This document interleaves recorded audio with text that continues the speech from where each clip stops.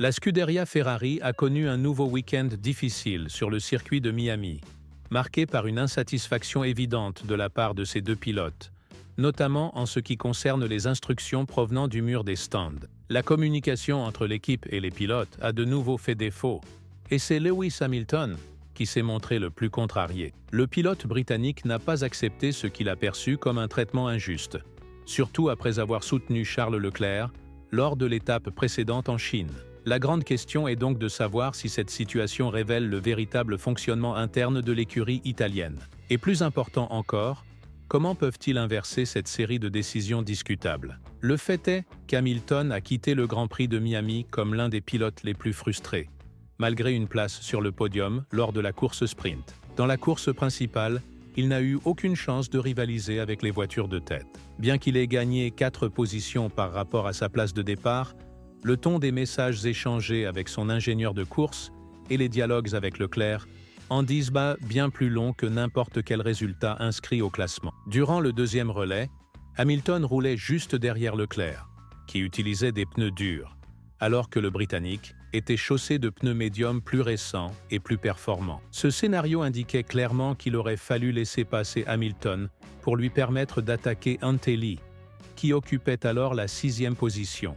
À ce moment-là, l'équipe devait également se défendre contre Sargent au volant de sa Williams, qui a failli ravir la 8e place à Hamilton en fin de course. La question se posait alors: contre qui exactement Ferrari tentait-elle de se défendre? Une équipe censée se battre aux avant-postes s'est retrouvée battue non seulement par les deux pilotes Mercedes, mais aussi par une Williams. Cela sonne comme un signal d'alarme pour le reste de la saison, et les communications radio ont mis en évidence cette tension. En suivant de près la voiture de Leclerc, Hamilton s'est plaint de l'usure rapide de ses pneus, causée par l'air sale généré par le véhicule devant lui. Apparemment, Leclerc n'avait pas conscience que Sargent était aussi proche, ce qui aurait pu justifier une inversion plus rapide des positions. Lorsque le changement a enfin eu lieu, déjà trop tard, Hamilton a commenté avec ironie « Ce n'est pas du travail d'équipe. C'est tout ce que j'ai à dire ». Lorsqu'il a évoqué ce qu'il avait fait en Chine, l'ingénieur Adami a tenté de calmer la situation en assurant que la même chose allait se produire à Miami. Mais Hamilton, visiblement agacé, a répondu avec sarcasme « Prends une tasse de thé en attendant.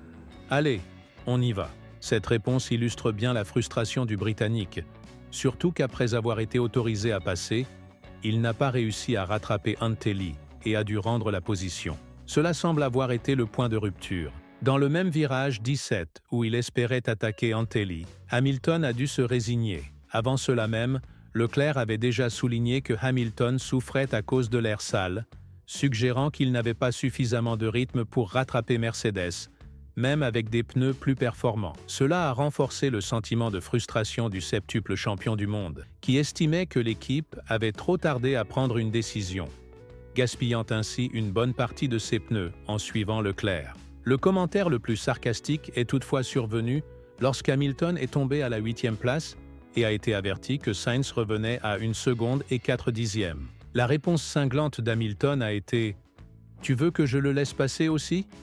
Pourtant, selon ses propres mots, la situation n'était pas aussi critique qu'elle en avait l'air. Malgré tout, Vasseur a ressenti le besoin d'intervenir, gêné par le ton des messages radio, qui donnait une image peu professionnelle de l'équipe.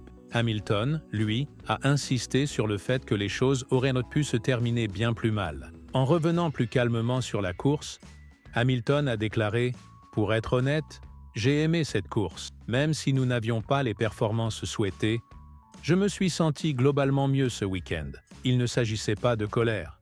Il n'y a pas eu d'explosion, ni d'insulte. C'était plutôt une demande claire. Prenez une décision. Vous avez toutes les données. Décidez maintenant. » Il a expliqué qu'ils faisaient de leur mieux pour garder le contrôle tout en traitant toutes les informations très rapidement. À un moment donné, Ferrari lui a même demandé de rester dans la zone de détection du DRS, ce qui n'avait aucun sens selon lui, puisqu'il n'y avait pas d'intention de dépassement. Cela n'aurait eu de sens que s'ils voulaient défendre leur position face à Sainz, qui menaçait avec une voiture clairement inférieure. Il convient de rappeler que dans une situation similaire lors du Grand Prix de Chine, Hamilton n'a pas hésité à laisser passer Leclerc, estimant que c'était la meilleure décision pour l'équipe. En réfléchissant à ce qui s'est passé à Miami, il a affirmé Vous avez vu ce que j'ai fait en Chine. Je retenais clairement l'autre voiture. Bien sûr que je ne voulais pas perdre ma place, mais si cela permettait au team d'avancer, je le faisais. C'est pour cela qu'il a laissé passer Charles à ce moment-là. Mais à Miami, la situation était inversée. Il avait la meilleure stratégie, avec des pneus bien plus rapides. Leclerc avait des difficultés, et tout le monde a mis trop de temps à s'en rendre compte. Il était déjà trop tard. Même Leclerc a déclaré par la suite que s'il avait été à la place d'Hamilton, il aurait demandé l'échange de position sans hésiter, car c'était, selon lui, la chose la plus juste à faire dans ce contexte. Que cela plaise ou non, Ferrari a commis une erreur stratégique importante, et cela risque de créer des tensions lors des prochaines réunions internes. Des discussions entre Vasseur et Hamilton tout au long de la saison semblent inévitables. Le premier paquet de mises à jour techniques de l'écurie est prévu dans 2 semaines à Imola. Et si cela ne fonctionne pas, la saison 2025 pourrait devenir encore plus problématique. Vasseur a défendu les choix faits par l'équipe et a déclaré que le temps de réaction avait été raisonnable, malgré les critiques. Il a affirmé « Nous n'avons pas mis tant de temps. Cela a pris 1 tour et demi. Lorsque nous avons 2 voitures sur des stratégies différentes, je dois d'abord comprendre s'il est plus rapide de rester derrière, notamment à cause du DRS. Cela a pris environ 90 secondes. Il a aussi expliqué avoir discuté avec Hamilton et comprendre sa frustration, ajoutant que les champions veulent bien gagner, mais que l'équipe doit passer en priorité, ce qui n'est jamais simple. Et si c'est déjà difficile maintenant, imaginez ce que ce sera lorsque Ferrari aura enfin une voiture capable de se battre régulièrement pour les podiums et les victoires. La situation risque alors de devenir incontrôlable. Hamilton devra faire face à de grands défis pour s'adapter au mode de fonctionnement de Ferrari. Peut-être aurait-il dû anticiper cela avant de rejoindre l'écurie. L'attitude ferme et déterminée de Leclerc et Sainz était déjà connue, et souvent, ce sont eux-mêmes qui prenaient leurs décisions stratégiques. Pour mémoire, pendant la course sprint, c'est Hamilton lui-même qui a décidé de passer aux pneus slick, un choix qui lui a permis de monter sur le podium et de marquer des points précieux au championnat. Selon Vasseur, une discussion a bien eu lieu après l'événement. Hamilton a expliqué que la situation aurait pu être bien pire. Il a dit « Fred est venu dans ma chambre. Je lui ai mis la main sur l'épaule et j'ai dit « Du calme, ne sois pas susceptible. J'aurais pu dire bien pire à la radio. Tu dois comprendre que dans la voiture, la pression est énorme. Tu n'entendras jamais des messages calmes en pleine bataille. J'ai encore le feu dans le sang. Je l'ai senti très fort pendant la course. Et je ne m'excuserai pas d'être un compétiteur. Je ne m'excuserai pas non plus de vouloir encore gagner.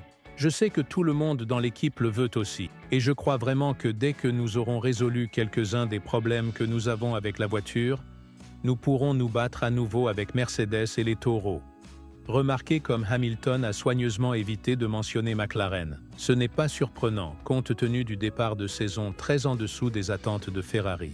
L'équipe est encore loin de disposer d'un package vraiment compétitif, et cela pourrait la pousser à se concentrer tôt sur 2026, lorsque le nouveau règlement entrera en vigueur. Vasseur a déjà qualifié ce projet à venir de révolutionnaire pour l'écurie italienne. Pendant ce temps, les équipes les mieux placées pour dominer cette dernière phase de réglementation sont Mercedes, grâce à leur supériorité historique et à leur puissance moteur, notamment si l'on se souvient de leur domination totale en 2014. Avec tout cela à l'esprit, que pensez-vous des erreurs stratégiques récentes de Ferrari?